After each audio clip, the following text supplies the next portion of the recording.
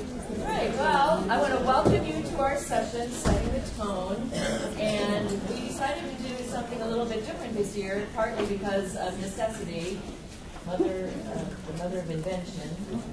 Typically in the past, at all of our cross-sites visits and conferences, we have been able to enjoy visiting the actual courtrooms of the host judge.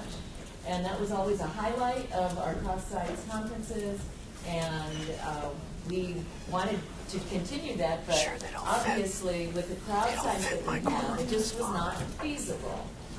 Judge Seidlin, who sits here in Des Moines, his courtroom accommodates a handful of people at best. About 25. 25, and then it's a fire code violation. No, I think it hit a fire code at about 18, but 25. Permissible zone of deviation. And the largest courtroom in our building doesn't come close to accommodating everyone. We thought about taking you maybe in groups, but that was just not going to be feasible. So we decided to bring the Mountain to Muhammad, and we are bringing the courtroom experience to you.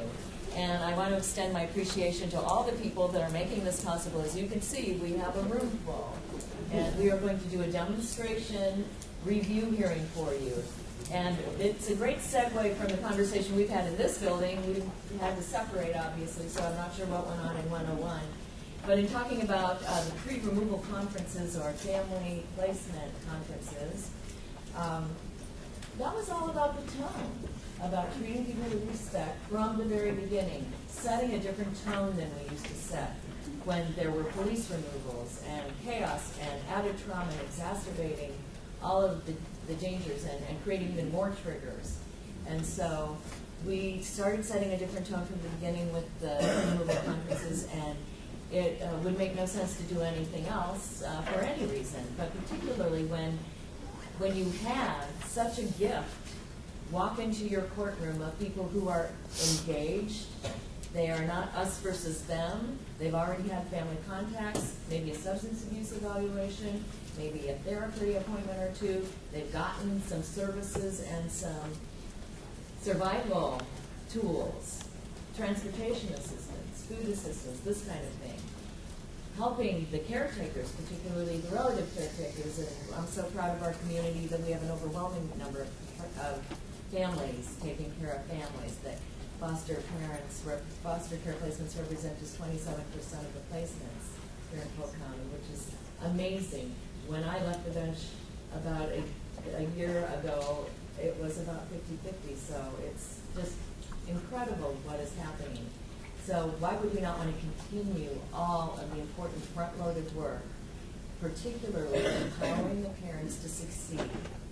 And so we are going to demonstrate today the power of what happens in the courtroom, recognizing that there are a lot of triggers between the conference, the family placement conference or pre-removal conference, and the first courtroom experience, which is typically 5 to 10 days away from the original removal in Iowa, which is too long. Think about what it's like for a parent to see a group of sheriff's deputies that are armed at the courthouse entrance, and they have to go through airport-style security, and they're not sure where they're going, and the bathrooms are hidden in our courthouse. You have to, there's one, there's a floor that doesn't even have both men and women. It's completely inadequate. And we have one elevator system for everyone. So you might be getting on the elevator with the mother whose rights you terminated, last month because she's there for a criminal case. And so we have to do our very best to make the courtroom as positive an experience as we possibly can. And so these folks are going to show you how it's done today. Now, how many of you were in Florida for our demonstration with John Couch, the famous father with 2 cell phones, okay? Well, this is going to be a little different. We're not going to demonstrate how not to do it, which is always way more fun. We're going to try to highlight best practice today.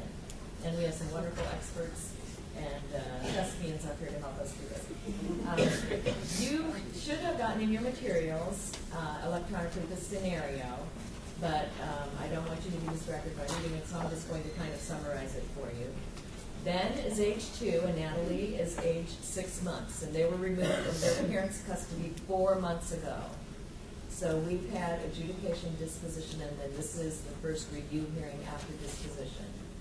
The parents are Joe. Where's Joe? Joe. No, there he is. And Starlight. Reed. They were married at the time of the removal, but separated shortly thereafter. The children were with their father, and their mother's whereabouts were unknown at the time of the removal. It was believed Mom was with her boyfriend in Texas. She got a better offer. I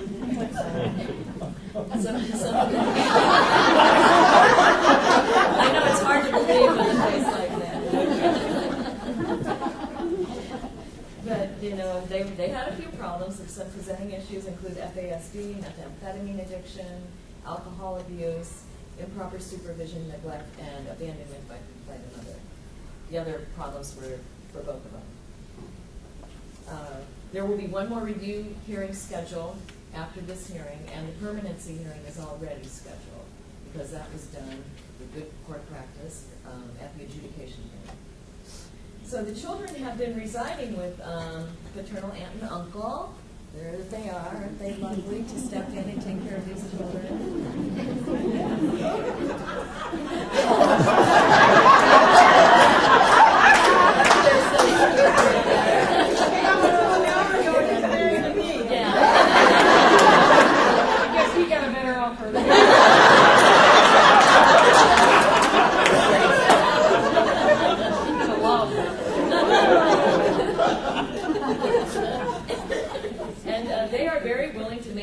Maintain contact with the father, not so much with the mother, regardless of the outcome of this case. But they're open to Mom. I mean, they're not shutting her out completely. They're kind of begrudgingly on it. Now, the aunt has some changes coming up. She's accepted a job, and so she's going to need daycare. Up until now, she's been home with the children.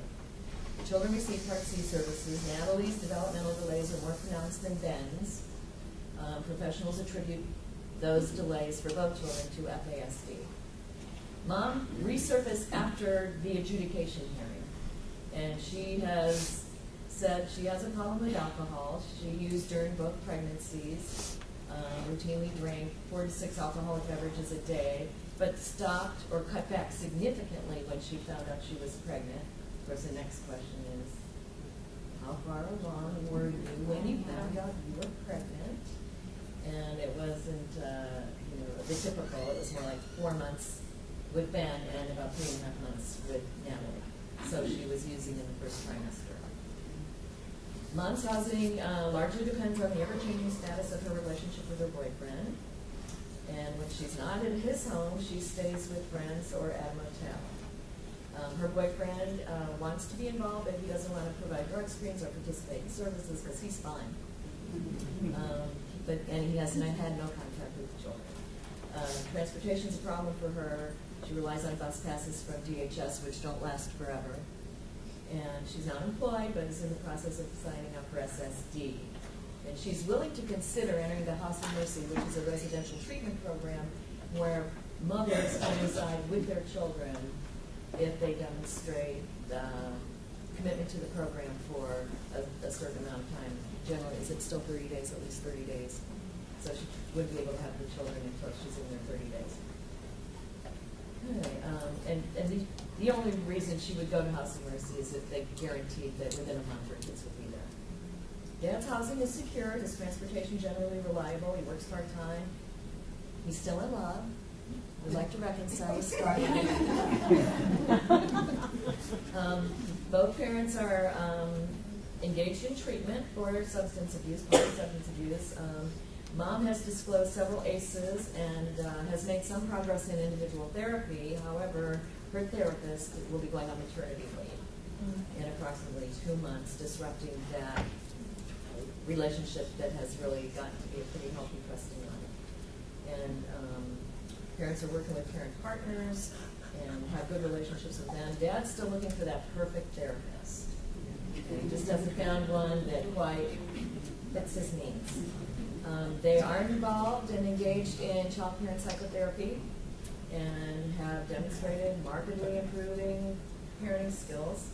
Parenting time is going well and has progressed to semi-supervised. Dad has been able to spend some nights at the custodian's home. There haven't been any protective concerns observed during supervised contact for either parent. So the state, who's their county attorney, there she is, and the guardian ad litem, recommended the case plan to maintain the children in relative custody and continue the ongoing services. Mom wants unsupervised contact to begin immediately, and there's an ongoing question about Indian Child Welfare Act applicability on mom's side. Dad wants the kids returned to his custody. And you'll learn more about some other ideas he has when we get into his scenarios. With that, I am going to open court. All right, court is in session. Judge Seidlin. Thanks. Yeah, be seated.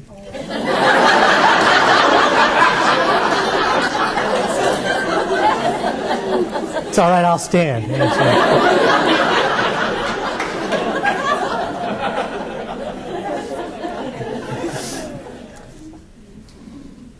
Well, I'm glad you're all here. We're here for Ben and Natalie here today. We're here for a review hearing. We've just had a review hearing last month. So we're here today to see where we are at this point in time. Ms. Heston, our county attorney, could you set the record, please? Yes, Your Honor. May it please the court.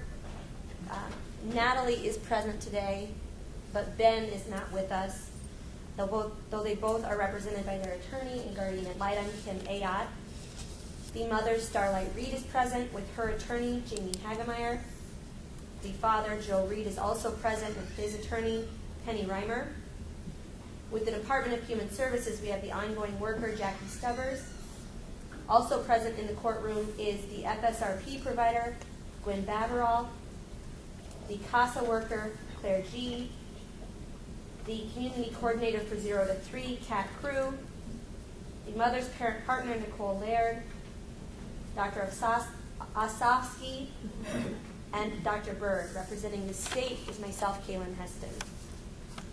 Your Honor, this is the time and place set for a review in this matter. In support of the review, the state has uploaded several proposed exhibits. The first proposed exhibit is the review report to the court authored by the Department of Human Services. The second is our most updated FSRP report. The third is the CASA report. The fourth is a therapy letter regarding the mother. And the fifth is a substance abuse letter regarding the father. At this time, the state would offer those exhibits. Any objections? No, Your Honor. No, Your Honor. No objection. Those exhibits are received. Thank you, Your Honor. At this time, the state is asking that the court adopt the recommendations that are outlined in the report to the court. Those being that, number one, the children remain adjudicated children in need of assistance. Number two, that the children remain in the temporary legal care and custody of the paternal aunt and uncle under the supervision of the Department of Human Services. Number three, that the family will participate in FSRP services and follow all recommendations. Number four, that family interactions will remain at the discretion of the Department of Human Services. Number five, that Ben, Natalie, and the parents will participate in child-parent psychotherapy and follow all recommendations. Number six, that Ben and Natalie will continue to participate in Part C services, and the parents will participate as recommended by the providers. Number seven, that Starlight Reed will participate in individual therapy and follow all recommendations. Number eight, that Joe and Starlight Reed will participate in substance abuse treatment and follow all recommendations. Number nine, that Joe and Starlight Reed will comply with random drug testing as required by the Department of Human Services or their treatment providers. Number 10, that Starlight Reed will keep her attorney and the Department of Human Services updated on her contact information, including her address. Number 11, that Joe Reed will participate or will initiate individual therapy and follow all recommendations. Number 12, that the case plan will be adopted and complied with by all parties. And number 13, that this case will come for review as required by statute. Your Honor, as it regards the mother, she has been upfront with the department and with her treatment providers regarding her substance abuse and is engaged in treatment currently. The state would just commend her on those efforts and encourage her to keep that up going forward, as that is going to put her in the best place to safely parent these children. Currently, the mother does not have a job or transportation, but has been offered bus passes by the Department of Human Services. She also does not have stable housing at this point, but she has indicated that she would be willing to consider entering residential treatment at the House of Mercy. However, the state is concerned that her motive for entering treatment may be misguided in that she has stated she will only do so if she is guaranteed she will have her children back within 30 days. The state would just encourage the mother to keep an open mind in considering going to treatment in order to better herself and find herself a stable situation, and bringing the children into that once it is stable. Your Honor, the mother is also engaged in therapy services and reports that she has a good relationship with that therapist. That therapist will be going on maternity leave in a few months, and so the team needs to figure out what we can do to keep the mother engaged in those services while her provider is gone, but we are working on that. Additionally, the mother is engaged in the child-parent psychotherapy, and reports are that visits are going well as with the FSRP provider, that she is showing some good parenting skills. She's also working with her parent partner. Your Honor, the mother's ongoing relationship with her boyfriend is troubling, given that he is not willing to participate in services or provide drug screens. He currently is having no contact with the children, but that ongoing relationship seems to also be putting some strain on the parents' relationship, in that the father wants to get back together with the mother, and she apparently does not feel the same way. So the state would just encourage them to do what they need to do in therapy to address those issues, so that they can safely co-parent these children. Additionally, Your Honor, the mother has reported some Native American heritage. Although at this point we do not have enough information, the state would just encourage the mother to get the names and information of any relative tribal members to the Department of Human Services so that we can send out proper notifications. In regards to the father, Your Honor, he is currently employed part-time. He does have stable transportation and housing, so that is very positive. We would encourage the father to keep those things up so that the children do have a safe place to return when we get to that point. It's encouraging that he has maintained that. To date, the father is engaged in child-parent psychotherapy, and all reports are that he is doing well during visits. There are no reported safety concerns at this point. Both parents are at semi-supervised visits at this point.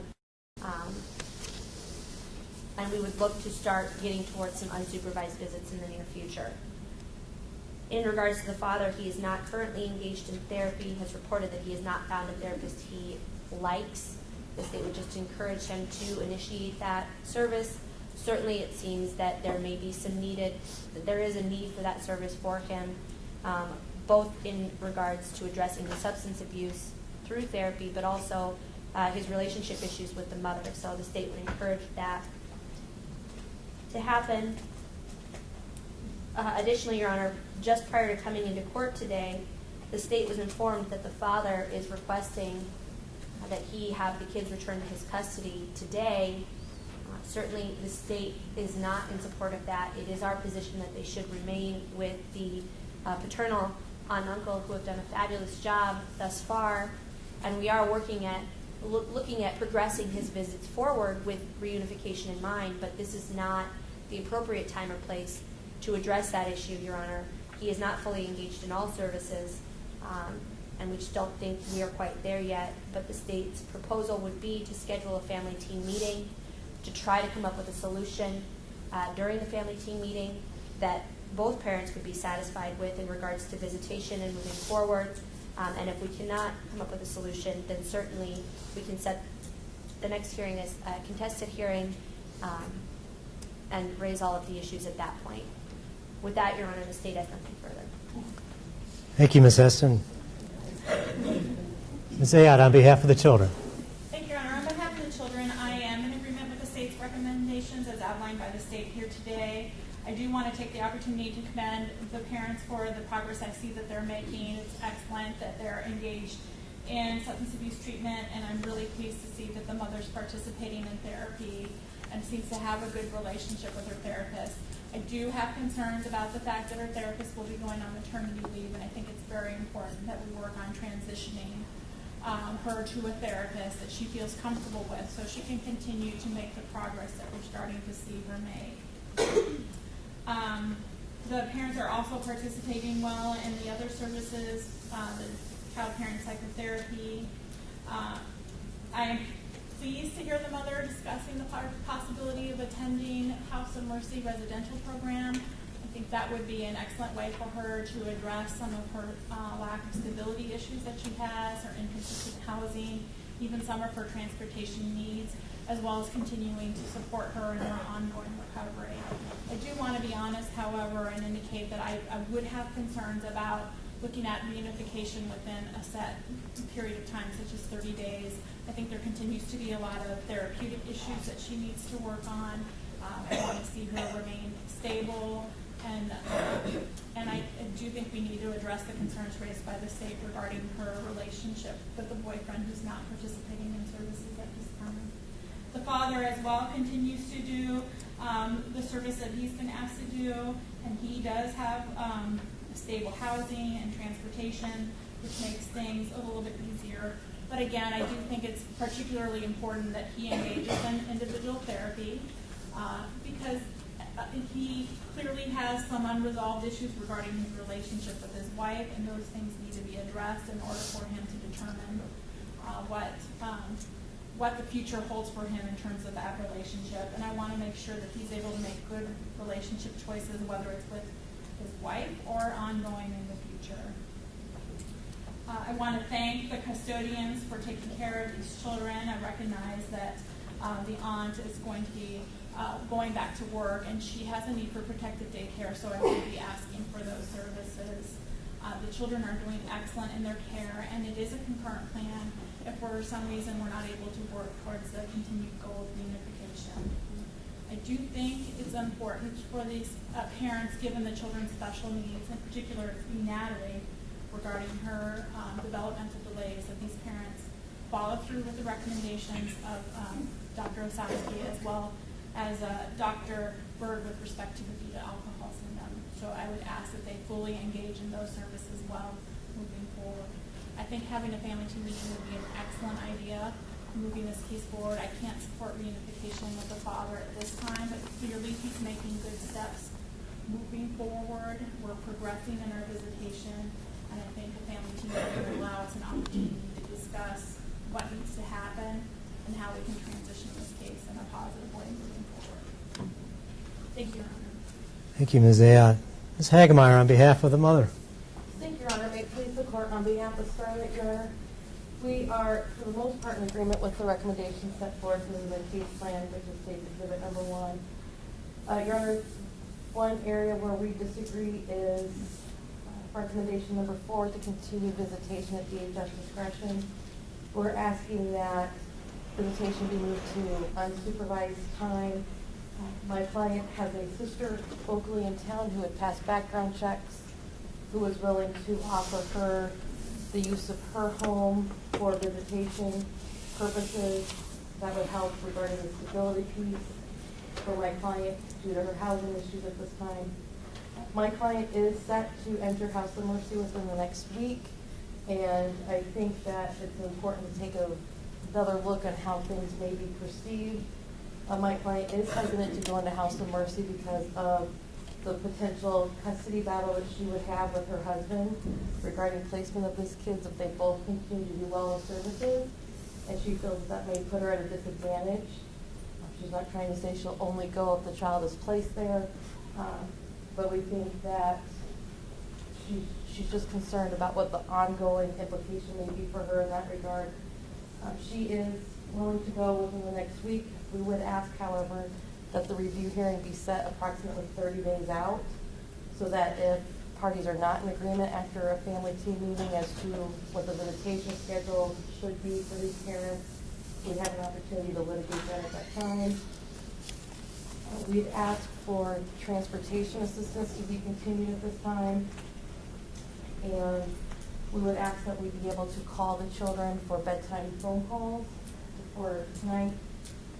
Due to these children's age, we think it's very important for them to hear Starlight's voice on a daily basis to maintain that bond and connection. So we'd be requesting that as well. We are grateful for what the custodians have done so far, and we appreciate everything they've done for the kids to date. Your Honor, regarding the Native American heritage issue, we completed an affidavit on that this morning, and I will be uploading that once I get back to the office. And the county attorney will have that information available to review to send out notices.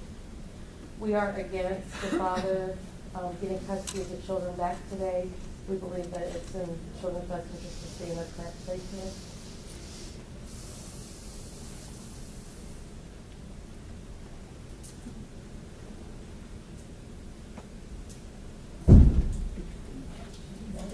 With that, Your Honor, we have no further requests for services. I have worse. Usually I have sirens or trains going behind me during a hearing, so a little thump is nothing. Thank you, Ms. Hagemeyer. Ms. Reimer. Thank you, Your Honor. On behalf of my client, Joe Reed, we have had a chance to review the state's exhibits and primarily are in agreement with the recommendations. As has been outlined by almost all of the professionals here in this room, the parents have done a very good job of progressing. We look at where they were a month ago and just how active they've been involved in their treatment. I think that the record reflects already just with the exhibits and the statements made, the progress that we're making here.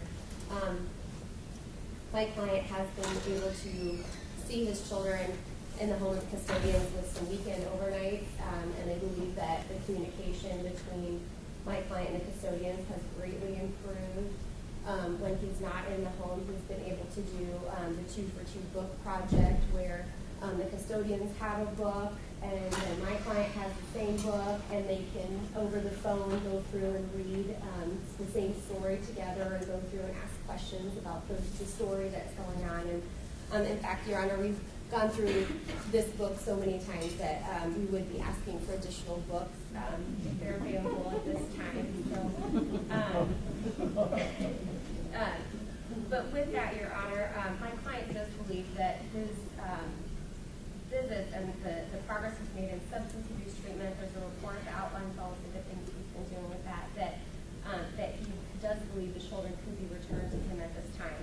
Now, I've had a chance to discuss this further with my client. I don't believe that we've been allowed enough time for a contested hearing. He is in agreement with trying to sort this out through a family team meeting. And so I think this should be set for potentially, as the mother asked for, a hearing sooner than later. But I would ask that we be allotted enough time as well for it to be potentially contested if need be. And hopefully, Your Honor, I believe that the communication has really been great with this team, that we can come to a resolution. Your Honor, as it relates to therapy for my client, part of the issue is that he's had a hard time finding someone that he can relate to. Your Honor, the other issue is that my client is not documented. And so, and while he has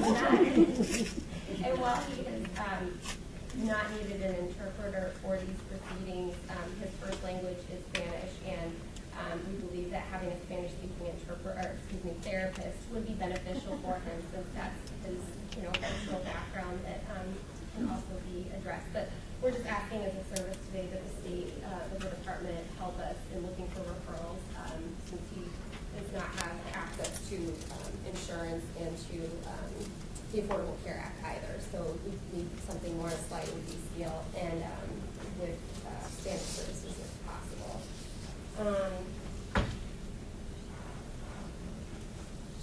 The father's also been participating in the children's therapy and also in their early access services, Your Honor. So I just commend him for his dedication towards trying to move forward and trying to really look at what's in his children's best interest here and look at his family as a whole. So.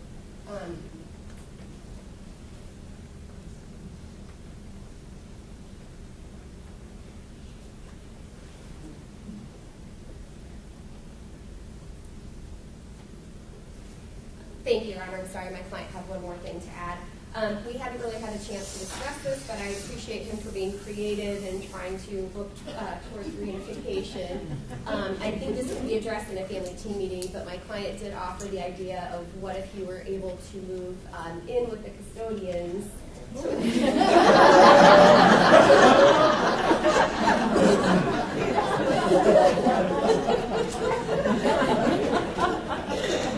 And with that, Your Honor, that continued communication and growth and time between the father and his children could grow. But we did just discuss now that we would be able to address that as well in the family team meeting. But I just wanted to plant that seed today as something that the father thought of as a creative solution to this as well.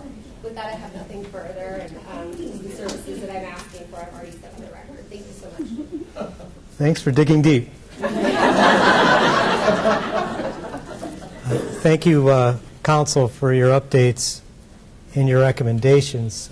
We have, and I'm always thankful for this, several professionals here in the courtroom, and I do want to give them the opportunity to give their updates, their assessments. First of all, Arcasa, Ms. G.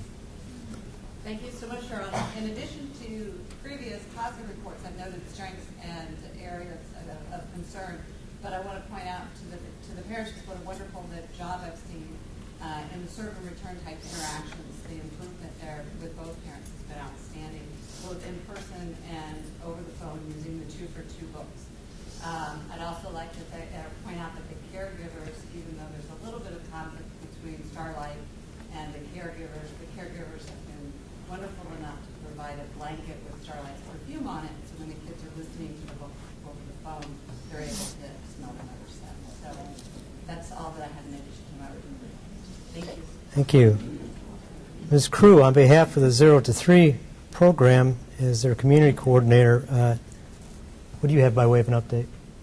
Thank you, Your Honor. I think everything has been pretty well said so far, but I did want to add that unfortunately Part C and Early Head Start were not able to be with us today. But I did want to report that they have given me great reports on the sessions they've had so far with thus far. However, we have received a report from both parties that mom has been a little bit inconsistent in follow through, and so we would like to see some improvement there. However, like I said, I think it's great that both parents have been making a lot of progress, and it sounds like sessions have been great. Thank you. Dr. Bird. Your Honor, the children were identified from the screening program negotiated by the court with the care system in the state. Both children were exposed to about 600 standard drinks of alcohol during pregnancy, about 112 binge days. Both children diagnosed with the fetal alcohol spectrum disorder. We anticipate that the severity of their problems will gradually increase over time, so they will require increasing levels of services. It's still not clear to me whether or not the mother herself may have a fetal alcohol spectrum disorder. It would explain some of the difficulties that she's having negotiating the system. So we've provided a set of recommendations. We'll need to see the children once every 6 months for follow-up. Doctor, what work do you envision the parents needing to do with these children once they're put back in their care? Well, I think one of the problems is that most children with fetal alcohol spectrum disorder are more complex and more difficult to parent than other children. So they will require a higher level of commitment, resources, follow-through, and consistency. Above all, consistency by the parents. And we'll have to engage in further assessment, I think, over time to see how well both parents are able to meet these demands. Thank you, Doctor. Dr. Osowski, can you describe the work that you're doing with these children and their parents? Yes, Your Honor. We've been working with both parents. I've been working with them in child-parent psychotherapy, which is relationship-based work. They come into my office and my playroom, and we work together with them, with the children. And they've both been, I see them individually, which makes sense with the children, and they've both been making considerable progress. They show a lot of strength. There's been quite a marked increase in their parenting skills and their ability to follow the child's lead, play with the child, and also the children seem to enjoy being with each of them. You see, what we look for is more regulation in their emotions, more regulation in their behavior, and we've seen this increasingly over time. Concerns, though, there are concerns in addition to the strengths, and I've discussed them with both of the parents before coming into court. Mrs. Reed really has not achieved a great deal of stability in her life to be able to provide the consistency and routines, as was mentioned by Dr. Berg, that are needed for these children so far. I know she's working on it, but this is very much needed. And I know that she's also requested unsupervised visitation. And I think we need to see the more stability and consistency as well. Mr. Reed has been able to achieve stable housing or stable transportation, but at the same time, we know that he hasn't progressed with his individual treatment to deal with the kinds of issues that have been going on in his life, leading to substance abuse and subsequent neglect of the children during that period of time. So until there is more stability and consistency and ability for both of them to be able to establish the kinds of routines that are needed, I feel that more work is necessary. The other thing, and it's very, very important to recognize, is that both of these children have special needs. And special needs children can be much more difficult to take care of, and they also have to be able to commit to providing them with the services that they need. At the moment, the custodial parents have been taking very good care of the children and they're really doing well. And I think we need to see more progress in that area and to continue to work with both of them in child-parent psychotherapy, and also we'll work together with the team to try to find a therapist, individual therapist. Doctor, is there any progress or anything specifically that you would like to see from these parents over the next 30 days? A few days. 30 days. 30 days. By the time we get together again. I would like to see them be able to have more stability in both of their lives. I would like to see, in some ways, increased visitation, and which is very important for young children. And I would like to see them be able to show through the consistency and the routines they're able to establish that they can also keep these children safe and meet their needs. Thank you. Ms. Barbara, on behalf of FSRP and the in-home services that you're providing, what's your update? Yes, Your Honor. I would just like to echo what others have said and just acknowledging the growth with the parents. Certainly, as you can see from my reports, earlier visitation, there were initially concerns in regards to consistency and being prepared for the visits, and that's where we made, parents have really each individually in their visitation made significant progress with being prepared, supplies for the children, and activities to do during those visits. Some of the things that we're currently continuing to work on and address are rituals and routines that will help the children as they're having increasing time with mom and dad, and the plans for reunification, as well as I've worked with the parents to get releases of information to talk with Dr. Osowski about what are some interventions I can help to support during their visitation. Additionally, Starlight and I have been working on and kind of discussing some of the importance of really being able to think about those red flags that can be a part of a relationship or healthy relationship skills and things that are going to be important for her to continue to work on as she looks at either treatment and or continued therapy. So, in addition, Your Honor, with your permission, I would like to, I do have some books for the 2 for 2 that I parents and to the custodians currently. Sure, you may.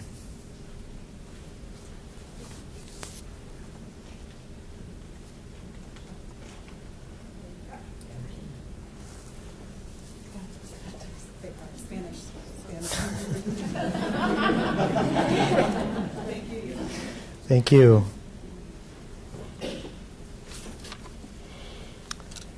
Aunt and Uncle Reed, first of all, again, I know I say this every time we get together, thank you for stepping in, taking care of these two young children. Again, I don't know where we would be without the two of you. I want to give you the opportunity to talk as well today, specifically any additional needs that you have, that you think that the children have at this point in time. I would like to say I appreciate you giving us that moment of gratitude. I would like to say thank you also to the agency for the support they've given us with Parksy services, because both of the children do have special needs. And with that in mind, we've been working with them one-on-one at home, but I am going to go back to work, and so we're asking for protective child care.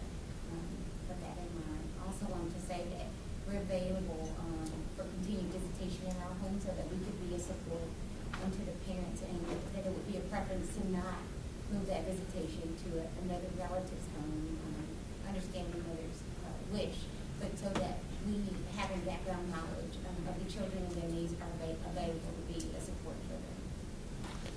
Thank you. Mr. Reed, anything? Well, you know, I'm just a simple man from the South. Came up here to farm, and I love his wife, and we love his children. Love them a lot. We'll do whatever you want us to do, Judge, and we appreciate all the help. Little Ben couldn't be here today, but he told me to bring his favorite cat. I got to take it back home to him, but he's going to want to know what goes on. But honestly, you know, I abide by whatever my wife tells me.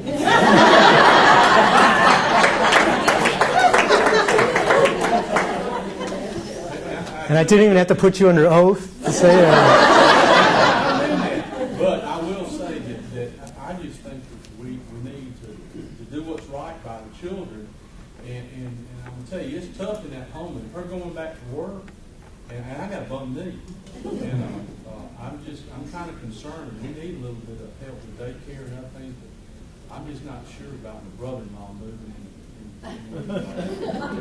I don't know if that's, well, these kids need a lot, but I'm not sure that we don't need a lot either, too. That could be troublesome for us a little bit. We'll do whatever you want us to do, Judge. Thank you. Now, as always, Mr. and Mrs. Reed, Starlight, Joe, I want to give you the opportunity to speak as well. How you think things are going,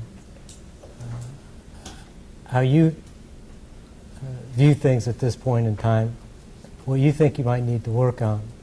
Is there anything that you want to tell me, Ms. Reed, Starlight?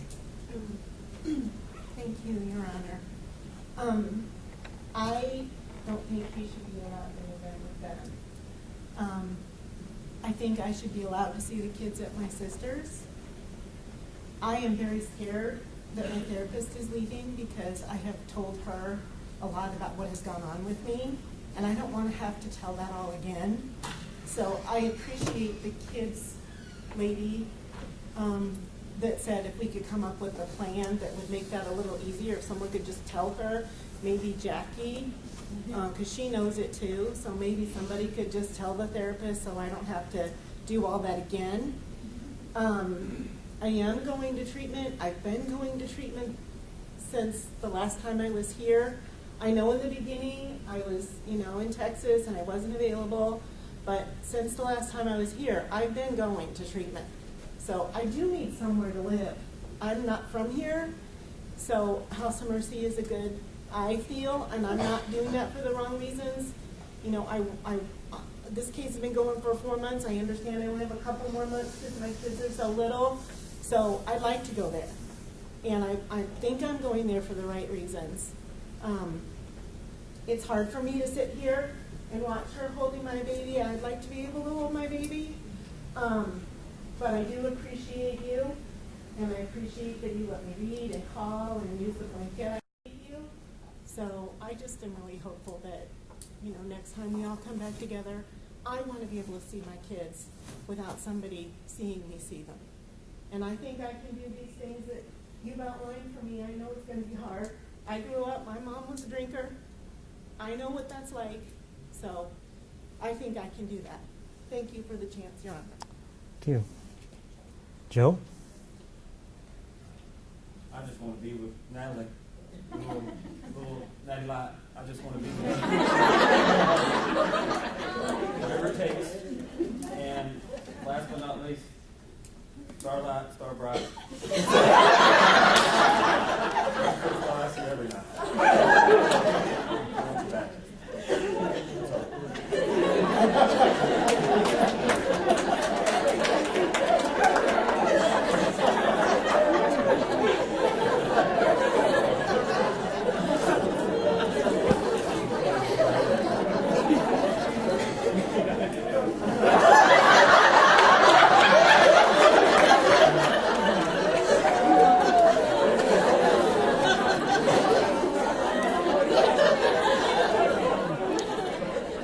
Ms. Stubbers, on behalf of the department, we've had some numerous discussion, or a lot of discussion here today, some requests for additional services.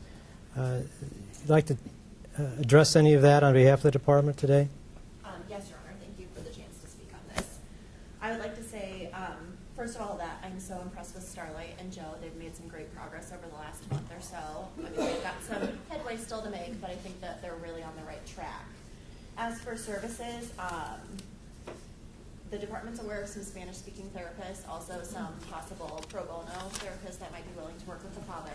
So that's something that we'll be able to provide him and his attorney after this court hearing. As for treatment, Dad's still participating in his substance abuse treatment right now, so we'll continue to work with them as well. As for Mom, the department's willing to help her set up with House of Mercy if she's still interested in going to treatment there. We can hopefully get her set up with an evaluation here pretty quickly on a walk-in basis and then get her in as soon as possible. As for Mom's therapist leaving, the department definitely will relay to whoever fills in for Mom's therapist all of her background so Mom doesn't have to re-traumatize herself with regards to her story. We'll also make sure that her current therapist gives the fill-in therapist an update on kind of where they're at, what they're working on, and what would be appropriate for the fill-in therapist to continue to work on with the mother. Also, if the parents are considering possibly getting back together, couples counseling is something that we could consider as an option, depending on the parents' view on whether or not they want to be together. So that's something that we can discuss at a family meeting. We'll make sure that we find a Spanish-speaking one. As for protective daycare, we're definitely willing to support the aunt and the uncle with regards to setting them up with daycare. Due to the children's special needs, I want to make sure that we find a daycare that's really appropriate, that can meet their needs. I would also ask for the parents to sign a release of information to allow me to talk to the daycare ahead of time about what the children's fetal alcohol spectrum disorder looks like, what their needs look like, and possibly some interventions that they need to use with these children versus some of the other ones that they would use. We're definitely going to get that family team meeting scheduled here pretty quick because I think we've got a lot of issues that we've got to address with regards to everything. As for visits, if Mom could get us the information for her sister, we could definitely run a background check. I would need her to sign a release of information so I'd be able to talk to her sister with regards to what's going on in the case, our safety concerns, and possibly if we do decide to, thank you, if we do decide to have her supervise some additional visits, we could have FSRP work with her on what supervising a visit looks like, what signs and symptoms she needs to look for any relapses that Mom may or may not have, and any concerning behavior that would need to end a visit. As for Part C services, that's definitely something we want to continue. I would encourage the parents to sign releases of information with Part C services, the early access and the early head start for the daycare, so that way they can talk to the daycare about what they've been working on with the children and if the daycare can be involved in any way, some good ways that we can make that happen. Starlight, I understand that you've been struggling with transportation and housing, so transportation will get you another bus pass. After this month, the department's going to be out of funds to help you continue with transportation assistance, but we'll talk to FSRP to see if there's a way that they can help out. We'll set you up with some other community resources for discounted bus passes. I also have a housing application for you for a program through the department. that can put you on the Section 8 waiting list. So we'll get that to you after the court hearing. And I think that should cover all of the services that have been requested at this time. Thank you, Your Honor. Thank you. Ms. Stubbers, let me tell you one of my concerns. We've got 2 children here who have fetal alcohol syndrome, and they're already exhibiting the behaviors that you would expect. And from what Dr. Bird says, these behaviors are going to only increase over time. They're going to be difficult children, right? We've got 2 parents who are, and I'll get to more of this in a minute, getting down to the nitty-gritty here. They're getting close. What can we provide to them to help them transition to being able to care for not just any children, but for these particular children? Your Honor, I think the child-parent psychotherapy that they've been participating in has been a huge help with regards to parenting their children specifically. Also, the visits offered by the custodians allow the parents to supervise or to parent the children in a home-like environment where I think they really get to see the children's behaviors. I'm very happy to hear that mom has a sister who may be willing to supervise some additional time too, and it sounds like the custodians are willing to continue to supervise some additional time. As for additional services, I think the most important thing is contact and allowing them to spend time with their children. So the more visits that we can offer, the better. So that way they're demonstrating those skills that they've learned through FSRP, through the child-parent psychotherapy. Thank you.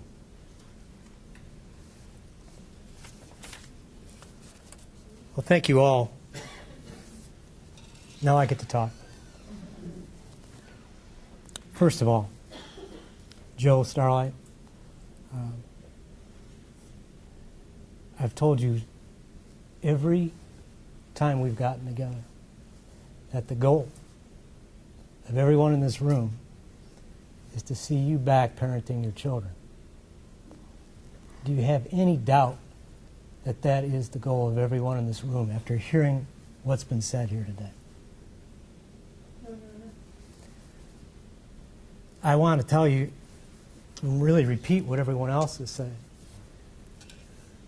You're both doing strong things to address the issues that got you here in the first place. The substance abuse treatment that you're both undergoing, key, obviously, to getting your lives in a position where you're able to parent children. You weren't there before. You're getting close now. I know none of this goes as fast as you want it to go. You want to be with your children. And I'm going to let you hold that baby here in just a minute, all right? But let me clue you into what my thinking is as we sit here right now. I think that may help you. What's the man with the power here thinking, all right? I'm thinking that I want to get these children back to their parents once and then be done. You're not ready for that yet. What I need to see, what all of us need to see, what you need to see, is that you're going to be able to consistently, every day, every hour, be able to care for these 2 very special children. That's why all these services are in place for you. You know, I heard some talk about custody. This isn't a custody court. Far bigger issues are at stake in this court. Can you parent your children? Can we keep you as these children's parent? We've got 2 months before I've got to make a decision as to whether we can continue working towards this goal, whether we could even have these children back in one of your care or both by that point in time, or whether we're close enough that I'm confident that we'll be able to get there soon. We're working towards that goal. You're getting close. Don't let the issue of custody get in the way. Get this child back into your care, then you can worry about that. it's not for me to tell you what course of action to take. It's me to make sure that you understand what opportunities are available to you. And I hope you'll take advantage of all of them, as you have been. These children are still not yet in your care. As you know, as I've told you every single time, this could result in a termination of parental rights proceeding. And we're not wanting that to happen. But that's why all these services are in place, to avoid that. Is there anything else that either of you needs right now that you can think of that we haven't addressed to help us get to that goal?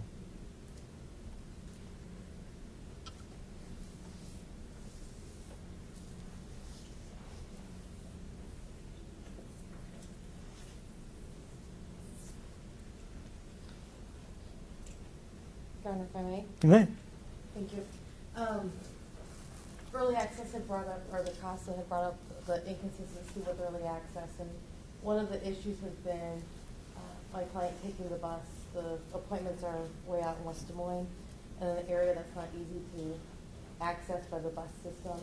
My client has quite a lengthy walk, and it takes several bus transfers. We were hoping that maybe a different place, such as a public library closer to the center of Des Moines, could be where the appointments would be at in the future. That may allow for more consistency. Ms. Stubbers, you willing to look into that?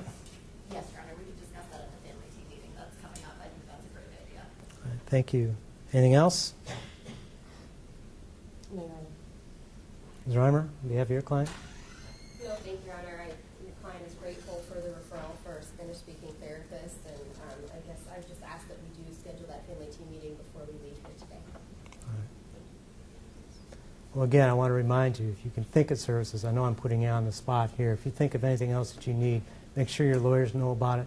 Make sure Ms. Stubbers knows about it. Make sure your in-home worker knows about it. Ultimately, as you know, I need to know about it so I can make sure that you get the services that you need. I don't want to ever get to a termination of parental rights case and hear about services that should have been offered. By then, it's probably too late. So again, let's keep up the good work. I am going to adopt the case permanency plan that's been laid out in the report. I want the parents to make sure that they have a copy of it, that they paste it to their refrigerator or keep it on them. Ask questions to their lawyers or anyone else working in this case about any questions you have about that. I'm adding to that plan that we help the father obtain a therapist that speaks Spanish, that we make the referral to House of Mercy on behalf of the mother as she otherwise receive housing assistance, that we work with mom on this issue of her therapist leaving. It's not often we get 2 months leadway. Let's take advantage of it. I agree that it would be very, very difficult for her to have to go through all this again. So let's get our heads together, get a therapist on board, and get that therapist up to speed. I will order protective daycare. We'll ask and order parents to sign releases of information to allow them to get information concerning their children's needs. We will schedule a family team meeting here as soon as we're done.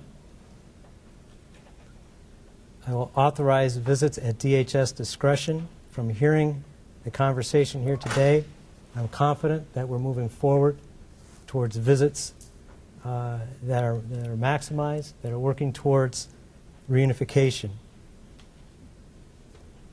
Any transportation assistance that can be provided to the mother shall. Anything else? We are scheduled for a review in 1 month. We'll get together again. Hopefully I'll continue to hear progress. I'm expecting that I will. I want to remind you that we're set for our permanency hearing, as I've explained. That's set for 2 months from today. I'm hoping that permanency is just an afterthought, my needing to make that decision at that point in time, or at least that you're making that decision easy for me. Anything else today? No. All right. Thank you. We're adjourned.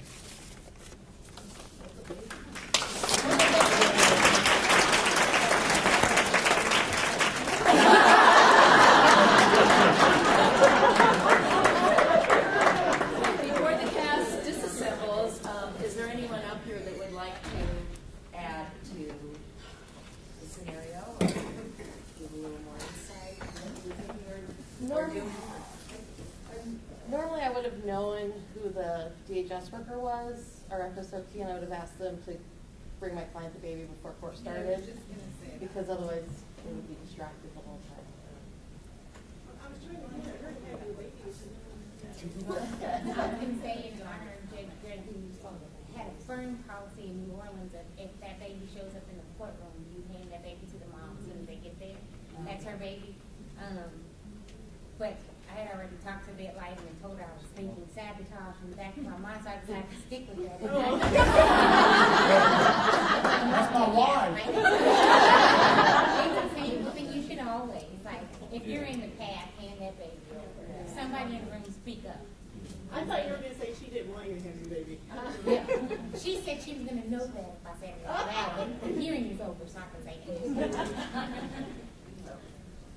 You know, and I'll say as a judge in that situation, I've really got to rely on the others in the room. I mean, I don't know if it would be a mistake for me to, you know, it's one thing that really irritated me when I was a lawyer was when a judge, and I say this all the time, people are rolling your eyes fine, it's when a judge sat up there on the bench and pontificated like he or she knew everything that was going on when clearly they don't.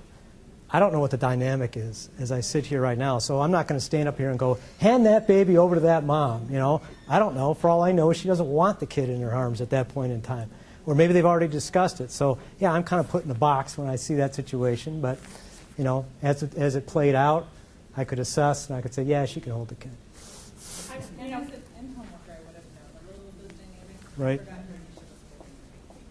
I'm just doing the baby.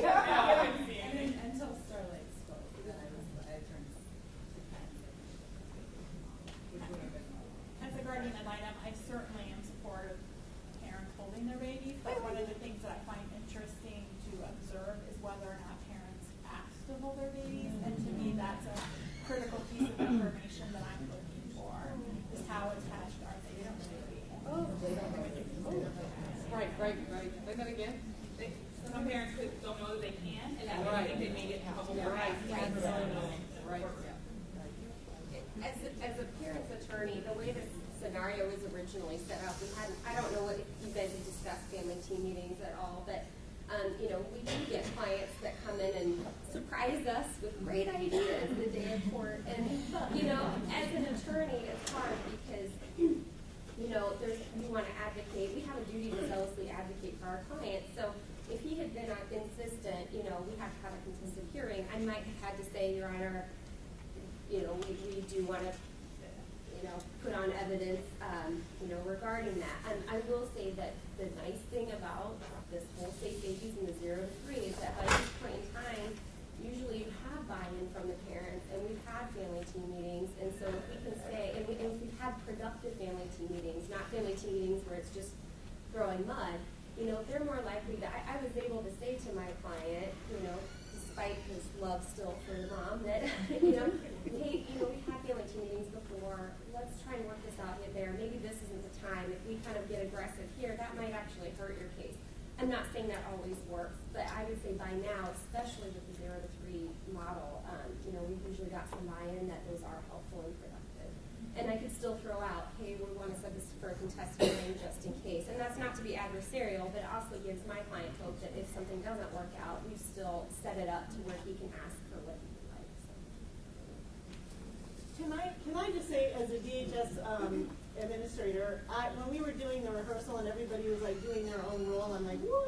And I kept being the mom. But this experience has been very profound, really. And I haven't sat in this courtroom for a very long time, but to hear all of the parties kind of issuing forth with support, I felt really empowered. A couple times I felt like I was going to cry myself, and I really thought you to hear all of the parties starting with the strengths, and then to have the judge address and start with the strengths. I mean, it has been a very profound experience for me, so I feel really blessed that I got to participate in it. So it's been very kind of transforming. So I'll remember this. Yeah. I was going to make a comment. First, we do a lot of CPP training, and I do a lot of consultation, we work, the providers there work with courts where it's not a safe babies. I mean, obviously we work with safe babies, but there are a lot of them that aren't. And the idea of having an expert come into court never enters the minds of a lot of judges, you know, but I was listening to that discussion, and just having the two outside experts brought a whole additional amount of information that was really helpful in the case and the judge and the decision making, and I was impressed with that, and I often say to them, you know, we try to figure out how we can get that information to the court and other courtrooms, you know, and sometimes there's a guardian, a custodian, but sometimes there isn't, you know, and sometimes child welfare is responsive and sometimes not, but it really, in this case, you have children with a lot of developmental needs, and, you know, the kind of services it needs in place to lead to the permanency that the judge is talking about, and it's really important.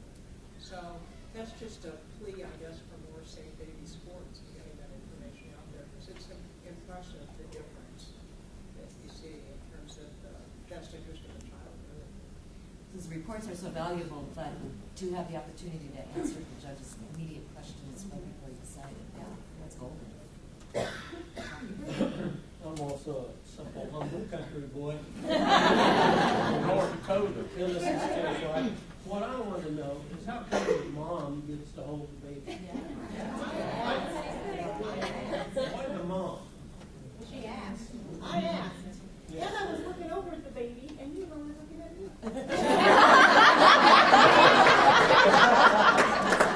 Would you like to look at the baby? Judge? May I say, English was my second language, and all the English that I spoke I learned from my brother-in-law. So I wasn't aware that I had that power to ask that. Yeah, and when he learned how to speak language, he had to extend those syllables. Yeah, but just say it out that long. Let me say this. Most of the time, we as judges don't get the opportunity to see the children and the families and the custodial families and the folks outside the courtroom. I do appreciate the dynamics of seeing what goes on, and it helps me assess sometimes what's happening with regard to the case process. And I know it may sometimes be very unreal, but I tend to be in we call it youth court in our state. I tend to be more lenient with. I don't care if they're crying. I don't care if they're yelling. I don't care if they run up to the bench, want to grab the gavel or my magic wand. I have a magic wand, by the way. It doesn't work, but I have one. But I think that's important sometimes. And I asked, why Ben wasn't here.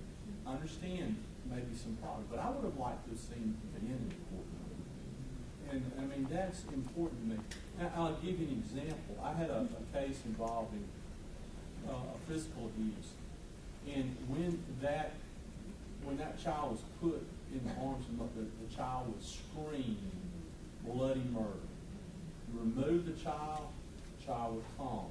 The mother got anywhere near that child, the child screamed. And I'll say that made a deep impression on me. So I like to see the children in the courtroom and see the dynamic, how the interchanges and exchanges and everything goes on. This blanket smells like cheap perfume. I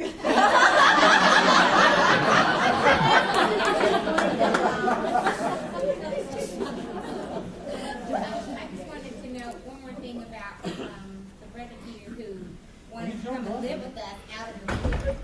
I think the beauty of having the family team meeting in addition to the court hearing is so that when ideas like that are brought up, for the parent it doesn't feel like I love the way you handled it and the way you worded it, that like I appreciate your creativity in the moment for the parents, so it doesn't make them feel as if their ideas are worthless. They know, and particularly I think it works the same way in Iowa that we do in Arkansas family team meetings, is all of those issues are hashed out in the family team meeting, so the parent doesn't feel like they just totally blew me off when I suggested something.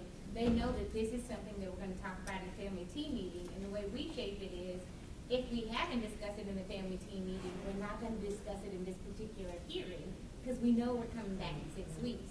So when we get into the next family team meeting, we're going to hash it all out there. So if we can hold on to it and hash it out then, we can bring it back to court with a real plan.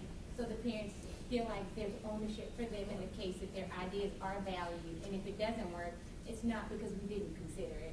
We just weighed the options. All right. Well, thank you so much. It was outstanding.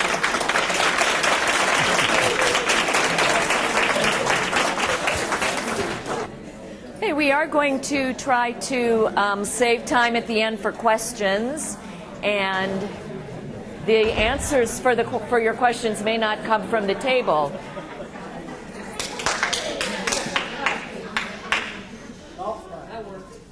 Because we really do have a room full of experts, and I just want to share an experience that we had early on in this work. I went to, as many of you know, I became a believer in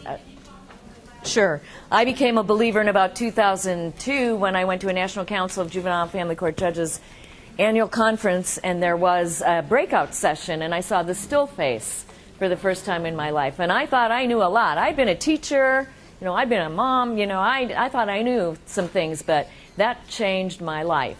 And we knew we needed to bring this information to Iowa. And so National Council and 0 to 3 were able to come to Iowa, and also Omaha, Nebraska. And Katie, are you here in the room right now? Katie King is here from Nebraska. Well, her Judge Johnson, and I, we're both teachers and we're both parents, and we came out of that thinking, oh my gosh, what have we missed all these years? So we were able to leverage our influence because we were both on the Board of Trustees at the National Council, and we were very supportive of the 0 to 3 work, and so we were able to bring a conference to Iowa and Nebraska. And that's when we found out, Part C services, they're just sitting there watching the phone not ring. They had to get ready for it to ring again. And we had about 200 people who came to Iowa from all over the state. And it was an amazing conference. Dr. Osofsky was there. And we had Judge Lederman, who co-authored a document that Sarah's holding up. And we had all kinds of people, Dr. Vicki Yucha from 0 to 3. And it was just an incredible gathering. Dr. Rizwan Shah, of course, you can't have a conference without her.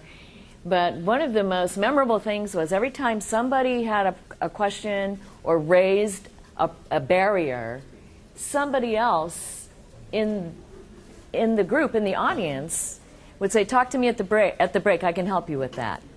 Or this is how we resolved that. And especially as it related to resources in rural Iowa. And I know we all struggle with that. So please know that we're going to be relying on you not only for questions but answers. But we also have a very expert panel. You've already met Judge Seidlin. He's been on the bench for how long? 2 years today. Oh, and happy anniversary! Yay! And still speaking in sentences and smiling. No, he's really been a wonderful addition to the juvenile bench in Polk County, and we're very lucky that he accepted the Kool-Aid and drank it and became a believer, because Judy and I really kind of handpicked him, and you can see why.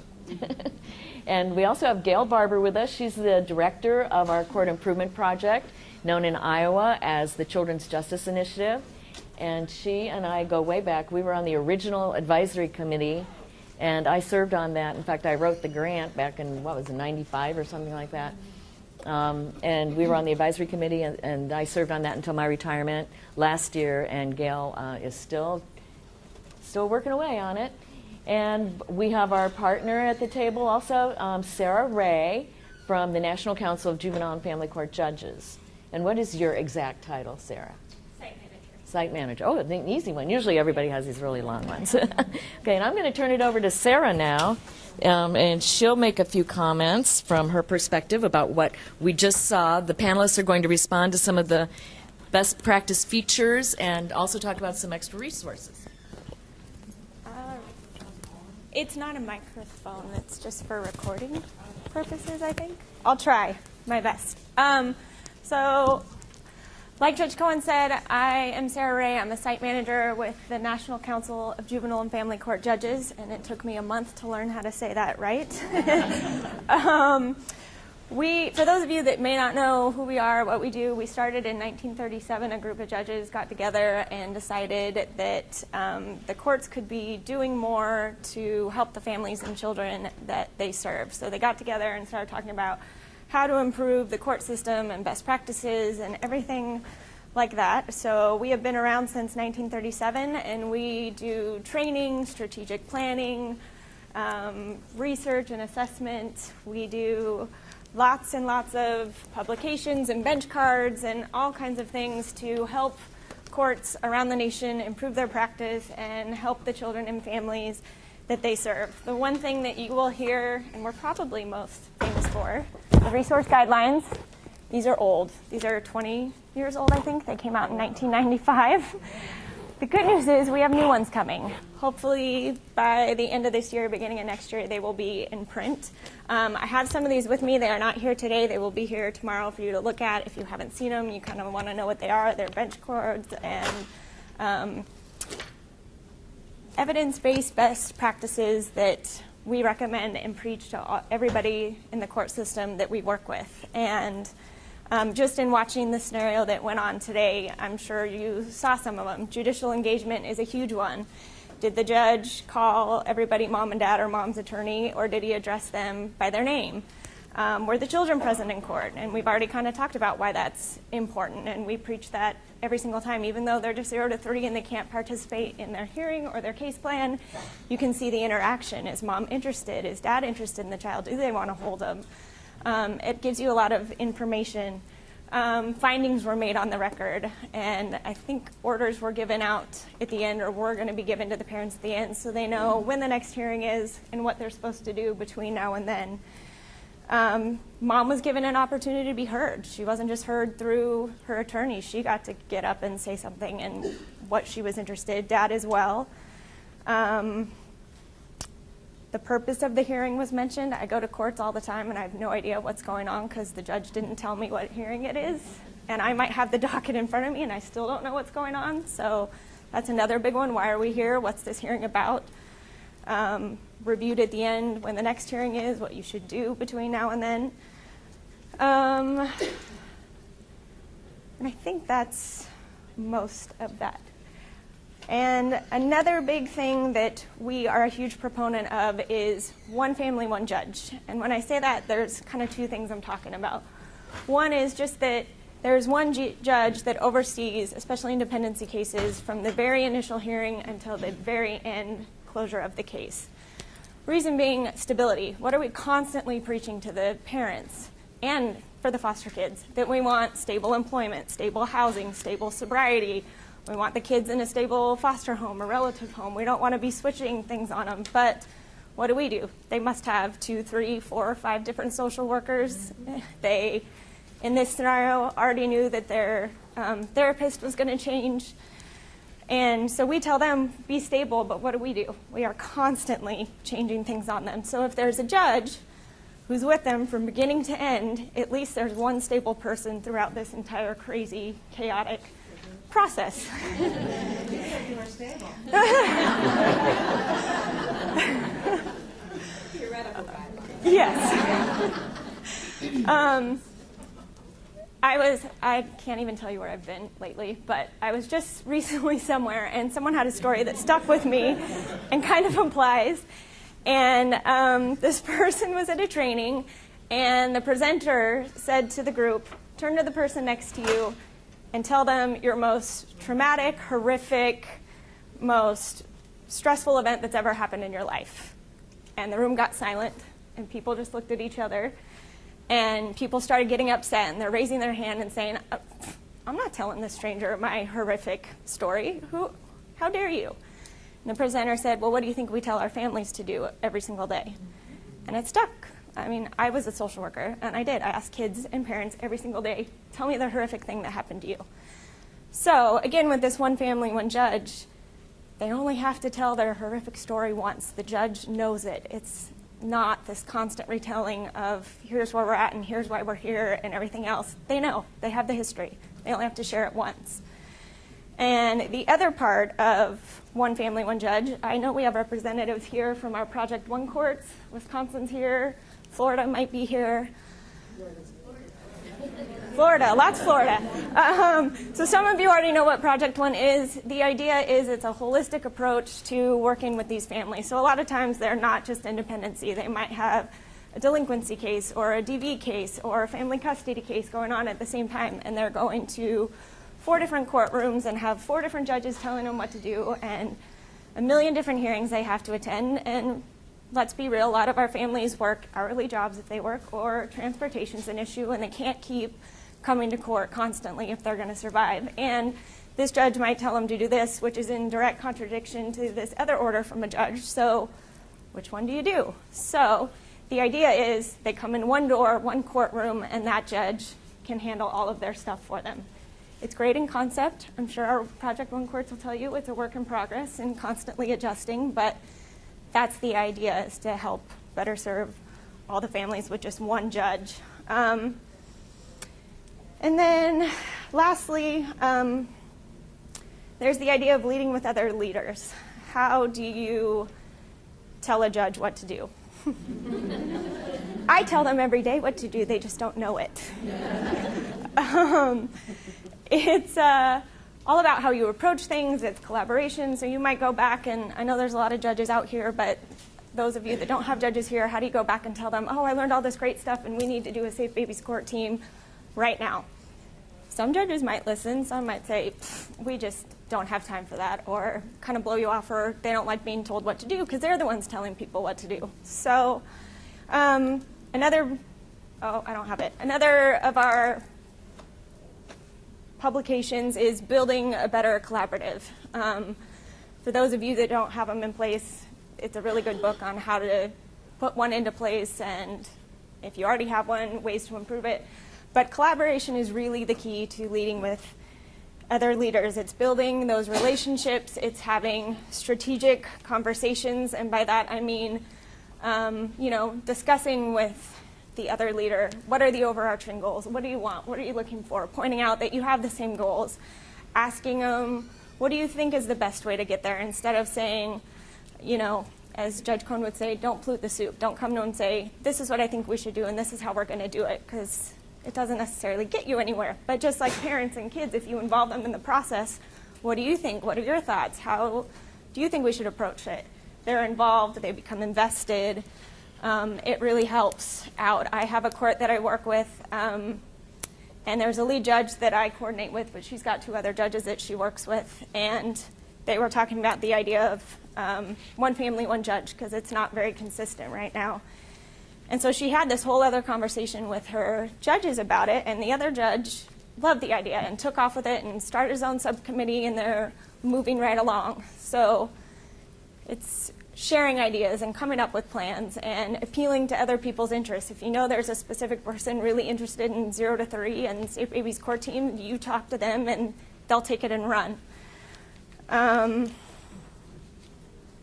It's also providing facts, numbers, information. A lot of people respond better to that if you can say, here's why I think we should do this, here's what the numbers suggest, or here's our numbers, they're not very good. How do you think we improve them? Everybody likes facts. And Judy said it earlier today, it's really just making everybody a part of the change, getting people invested, talking. If you have collaborative meetings, set aside 5-10 minutes at the beginning or end of each session to talk about successes and achievements and recognize the great things that you've done. And then it also gives an opportunity for issues to be brought up. I mean, we just did a training webinar on this, and it was an example of judges only giving an hour a week for visitation time. And especially for those little kids, 0 to 3, we know that's probably not enough time for child development and bonding and everything else. So how do you approach that with your judge? Like, hey, judge, you really need to up that. So you present them. Here's all the evidence. Judge, I just didn't know if you know. Here's why it's so important. And maybe he'll change it. Or during one of your collaborative meetings, you raise the issue. Hey, I've noticed maybe we should increase our time, bring it up to the entire party. It's not singling anybody out, and everybody can make suggestions and advice and everything else. And I think I've covered everything you asked me to.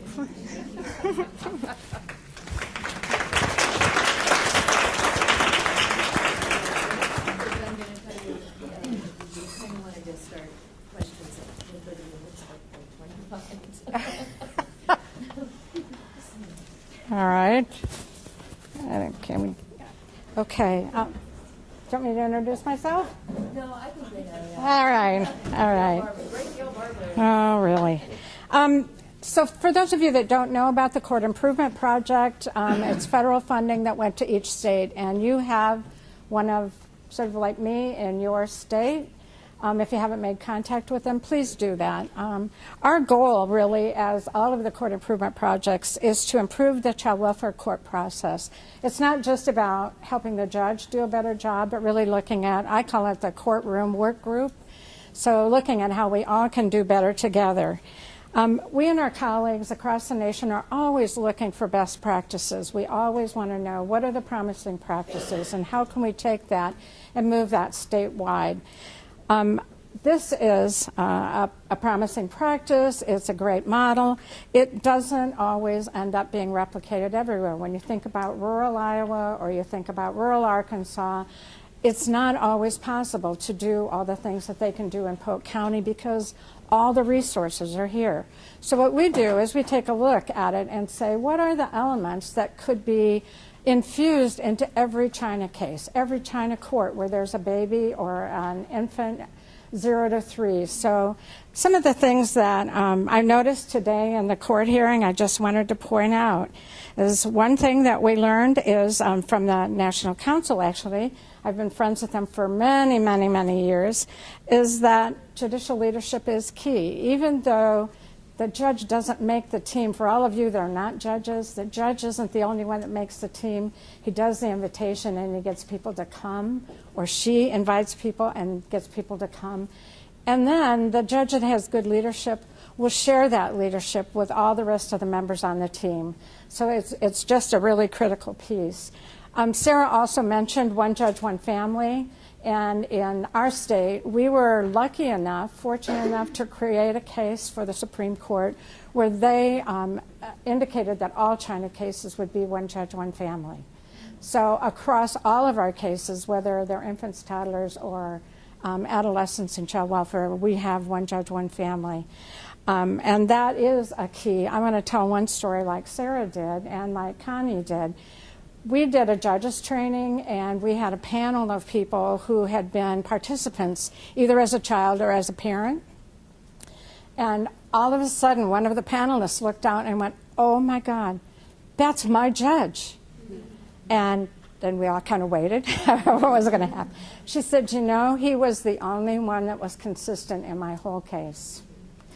So we took a break, and I walked down the hall, and all of a sudden I heard this judge, and he was on the phone, and he's like, "Honey," he said, "one of my clients was here today, and I made a difference." I just thought, to me, that was the reason we do one judge, one family. When you have a judge who didn't know they made a difference, and they found out just inadvertently that that client really saw him or her as the most consistent, that's why one judge, one family is so important. The things that I saw really quickly was that the judge interacted directly with every single person in the courtroom.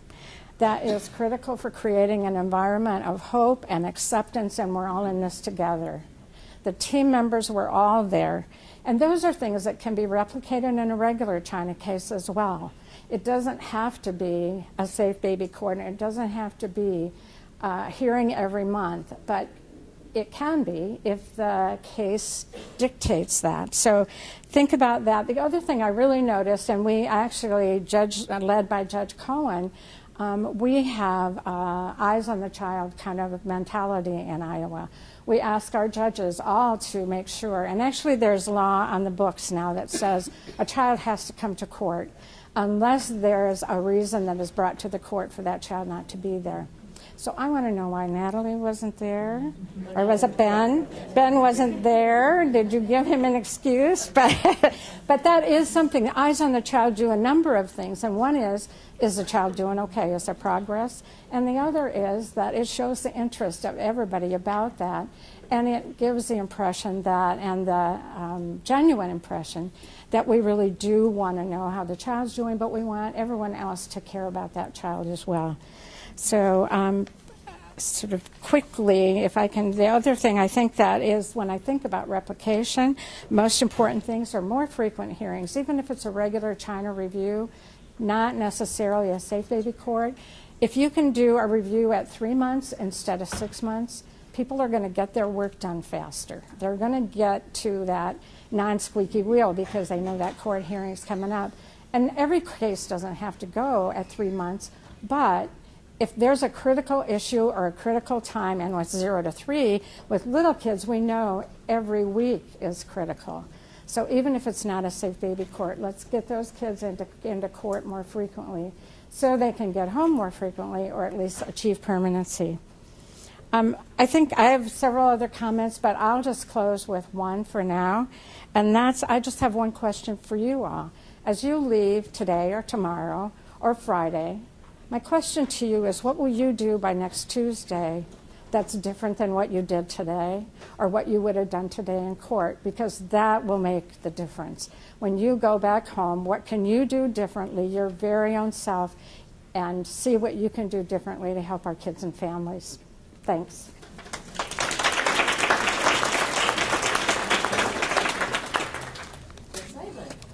Thanks. Sure, I'll stand again.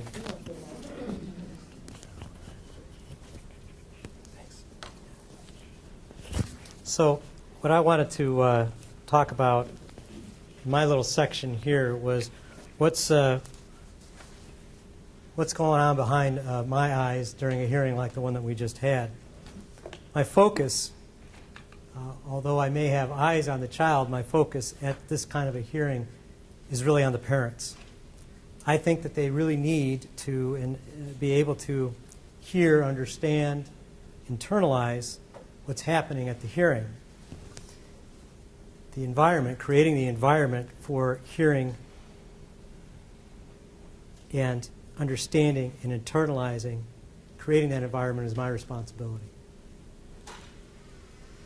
I need to create that environment knowing that there's often several layers of trauma that we're working with that impede the hearing, the understanding, and the internalizing of what's going on, including, frankly, the trauma of coming to court, the trauma of having your child removed, certainly, let alone all the other trauma that got to you before then.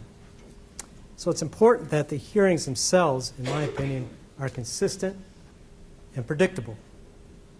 That the parent is reminded what happened at the last hearing, knows what's going to happen at this hearing, and is told what's going to happen the next time or times down the road. That the parent knows that he or she is going to be treated with respect and dignity at the hearing and praised for what they did right during the hearing. They know that before they even go in. That everyone is given the opportunity to speak, to ask questions, and that we're actually going to try to answer the questions so problems, or at least address the questions, so that we can solve the problems at every hearing, or at least talk about what we're going to do to solve the problems. And that they know that we're going to ask about sufficiency of services at every hearing. I think if you have that kind of consistency, predictability at the hearing, then I think there's a better opportunity for the parent to hear, to understand, to internalize what's happening at the hearing instead of just worrying about what's going on. Of course, there's a happy side effect in creating that kind of an environment, and that helps professionals in the room, whether it's the attorneys, the CASA, the service providers, all of them, perform and understand their roles in the courtroom better too. You know, it's nice that you all could be, and if you all can be, consistent and predictable as well. For instance, recalling what happened the last time we got together. You know, read the last order. Read your last report. Know what the purpose of the hearing is that we're having today, know what's on the agenda for next time. Be helpful in the information that you provide. In other words, give me facts, not just conclusions. Anticipate that I'm going to be asking about sufficiency of services for the parents and the children. And just like with political candidates, I prefer it when the person talking to me is armed with proposed solutions.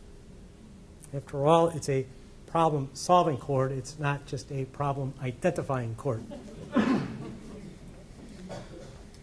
And if you leave the problem-solving just to me, we're in a bit of trouble. So I think also, I guess finally here, modeling how to show respect and dignity is not just my responsibility. It's the responsibility of all the professionals in the courtroom. I hope that if I do it, the other professionals do it, then we'll get past the stupid stuff, okay? I think that if we do that, if we treat each other with respect and dignity, as well as the parents and the children, then I think we're opening it up for discussion. We're going to get to real solutions during the hearing and get past the things that don't matter. So that's what's going on in my mind. What I think the responsibility that I have is when I start a hearing like that. Thanks. Thank you.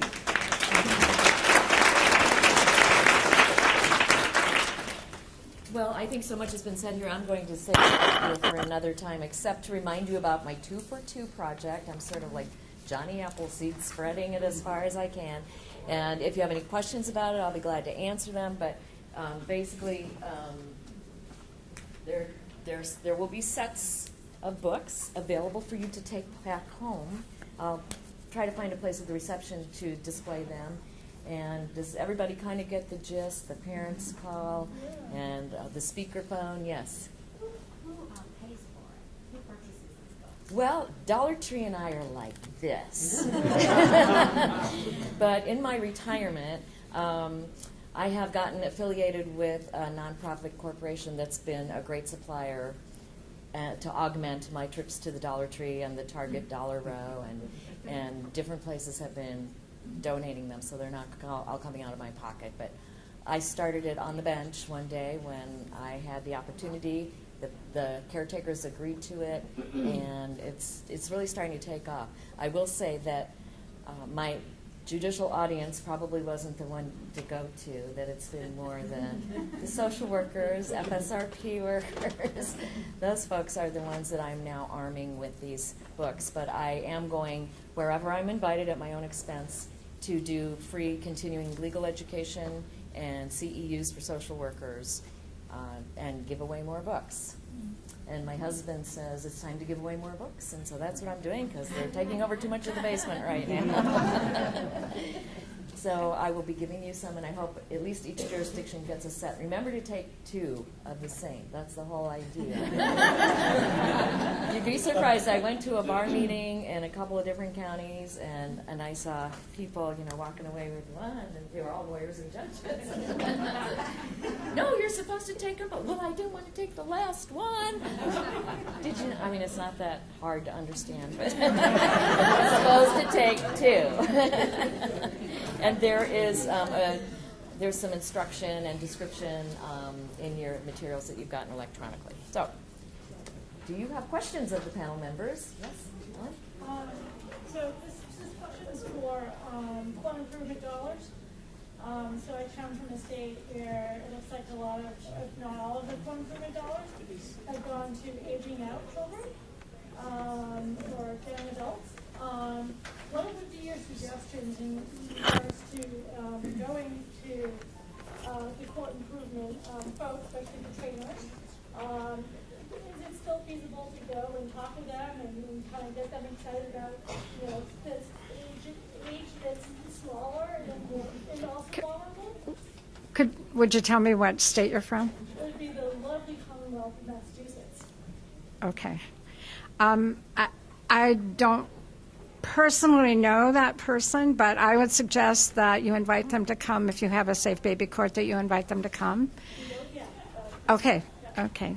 So the other thing is you could be really excited when you get back from this meeting and give them a call and just say, I just came from this meeting and I met one of your counterparts and they're doing this, and I would just begin to talk to them about it. And if there's any data that you have in terms of your state, we think older kids are really important, because actually we've been encouraged to look at transitioning kids, older kids, through our federal manager, but that doesn't exclude working with the younger kids. So what we want to do is prevent these kids being our older kids.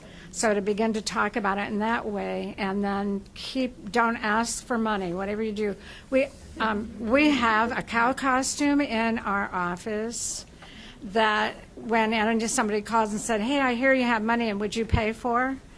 It's like, we get off the phone and go, moo, it's a cash cow again. So it's not about money, it's about engaging them to provide some information to judges. And that's, I guess, how I would approach it, is if they're focused on elder kids, then I would focus on, we want to prevent that in the little kids being the older kids now. Yeah. Any other questions? I got a comment. And some of you have heard me say this. I was in a meeting of the National Council of Juvenile Family Court Judges. Been a member since 1987. And I really have embraced what the council has stood for. I was in a meeting in Reno, Nevada, just kind of wandering around, looking for a meeting to go. And Judge Bill Gladstone from Florida, y'all know Bill? Bill drugged me to this meeting. And I heard you, I heard Cindy Peterman, I heard Vicki Yocha, and I heard these folks talk about 0 to 3 in the Safe Babies program. I didn't have any inclination of what was going on, but I listened, and I went back to the rural state of Mississippi, to a small community, and I said, I think we can do this. And I'm so proud of Florida. Hey, y'all getting, my brothers and sisters from the southern state and putting it together. Same thing we want to do in Mississippi. But here's the biggest thing. We made a paradigm shift in Forest County, where I'm from.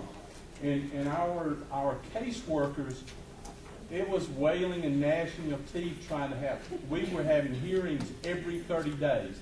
I brought a 28-year-old vet on from the social services. But what we found as we got further and further into it, the community started to adapt. And where we didn't have resources, we put them together. Y'all heard me say that earlier. So just because where you're from and what you're doing, don't ever be discouraged by we can't do that or don't have the resources. With the National Council, with what you're doing, I'm going to take some things back from what y'all did today. But from what y'all have given us in these trainings, any community in the United States can do this. And so I just encourage everyone, don't be flustered by the size of your court or the resources. What you do, that there is no other or better specialty court than the Safe Babies Court and what we're doing. So anyway. Thank you.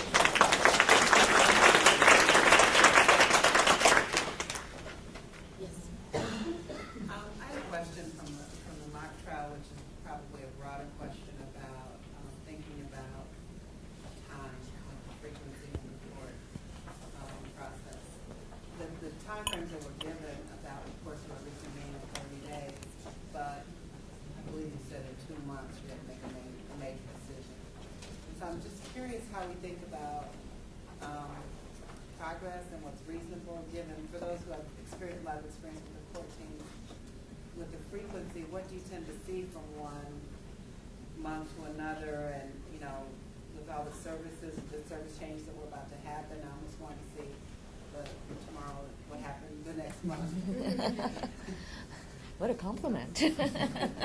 You want to take this one or do you want me? Well, there's a couple of things that I viewed from the frequent hearings.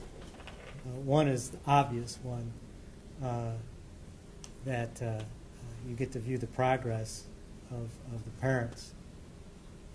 But the second one I think is just as important, I think Gail mentioned, was it keeps the professionals on their toes. To me, there's nothing worse than reading an in-home report, a monthly report, FSRP report, from 5 months ago that identified a problem, and that report is coming to the surface 5 months later at a review hearing where it's far too late, we're far too far down the road, and it turned into a huge problem. And if we were having frequent hearings, then the professionals would be on it, resolving it, and moving forward. So oftentimes, I think if you have if you can't have a hearing every month, maybe it's 1 month a hearing, next month a family team meeting, next month a hearing. At any rate, keeping everybody's feet to the fire, including the parents, obviously, and that's I think the dual role of that. I don't know if you have more to add to that, Connie. Well, a couple of thoughts. I used to call it my term paper theory of life. When you start that semester in your junior year of high school and you're assigned a term paper that's due in November, when do you start it? You're assigned in September and it's due in November. When do you start it? And now there's a sociological phenomenon. Sometimes I get it wrong. I think it's the 11-day theory that people typically start things 11 days before it's in front of their faces. And so by having the frequency, it is always there, and you don't put it off. And judges, thanks to the National Council, have been schooled and have learned that continuances are the bane of the dependency court case. And the Adoption Safe Families Act certainly schooled us that it doesn't matter when you continue a case. If you miss a finding date, such as reasonable efforts, then your state isn't going to be able to recoup the 4E money for that case. And it doesn't stop that deadline of 15 of 22. In Iowa, we have a statute that says if a child is under the age of 4 and has been out of care for 6 months, the state can file a petition to terminate parental rights if the child can't go home today. And that's not mandatory, but it's permissive, and that is tension between the time needed to heal and recover and all of that. But we also need to balance the mental health and well-being of infants and toddlers, because 6 months isn't long to me, but to a 1-year-old, it's half of his life. And so it's a tricky balance, but there's cushioning, and if the parents are really getting it, you can give them more time and still be within the law. And I'm also hearing Judge Leonard Edwards in my ear, if any of you have ever had the opportunity to get to know him. And he says about these cases to every parent and every student that he ever taught, this case is an emergency. And that's how we have to look at these cases involving these infants and toddlers, especially because what we know now about the plasticity of the brain and the healing powers early on that may not be available later, we can't afford to miss that window of opportunity and apply everything we know and give it our very best in applying the science to justice and making decisions that respect what we know about the science that is just evolving exponentially every day. So with that, one more question. Thank you. For the judges, what triggered buy-in for you for this approach, considering that so many jurisdictions have incredible docket loads and are just incredibly overwhelmed? I was ignorant and I was asked.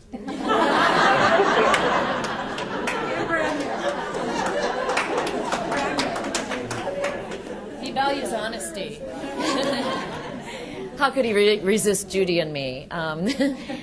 I was a believer, as I said earlier. I saw that still face and I thought there's so much more that we can do from the bench. And I have had the luxury of being in the company of geniuses and giants throughout my judicial career, thanks largely to National Council. Well, almost all to National Council. And it works.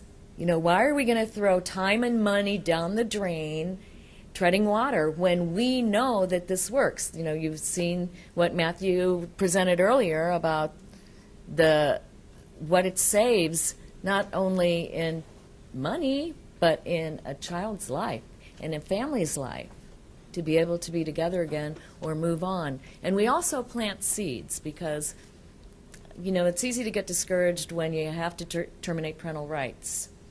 But remember, we're planting those seeds, and just because that case didn't end up where we wanted it to, maybe we got them 3/4 there. And how many times have we seen a mom testify at a termination of parental rights hearing who's pregnant? When they walk out of your courtroom after a TPR, they aren't sterile. And maybe, just maybe, that next baby will be that tipping point where a little older, wiser, another opportunity to be successful. And we learn, too, not to expect the impossible. I just want to close with my new favorite quote.